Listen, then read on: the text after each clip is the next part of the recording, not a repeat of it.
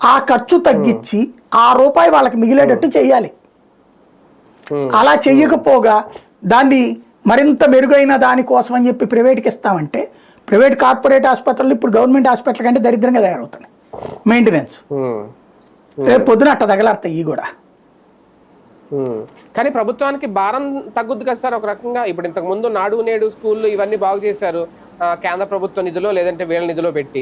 ఇప్పుడు మొత్తం పీపీపీ ద్వారా ప్రైవేట్ వాళ్ళకి గ్రామాలను దత్తత ఇచ్చేసి ఇవన్నీ వాళ్ళతో చేయిస్తా ఉంటే ప్రభుత్వానికి భారం తగ్గిపోతా, ఆ నిధులన్నీ వేరే కార్యక్రమాలకు ఉపయోగించుకోవచ్చు. అసలు శుభ్రంగా ఎన్నికలు రద్దు చేసేసి ఓ నియంత పాలన పెట్టేసేస్తే అప్పుడు వీళ్ళందరూ సంపాదించుకునే డబ్బులన్నీ ఆగిపోతే ఇసుక డబ్బులు మిగులుతాయి, మద్యం డబ్బులు మిగులుతాయి, అట్లాగే మైనింగ్ డబ్బులు మిగులుతాయి, అన్ని డబ్బులు మిగులుతాయి కదా. అది బెటర్ కదా. అప్పుడు శుభ్రంగా చైనా లాగా పరిపాలించుకుంటూ పోతుంది కదా మనం కూడా. అట్టాగుంటాయి ఎవరికాళ్ళు అధ్యక్షుడు.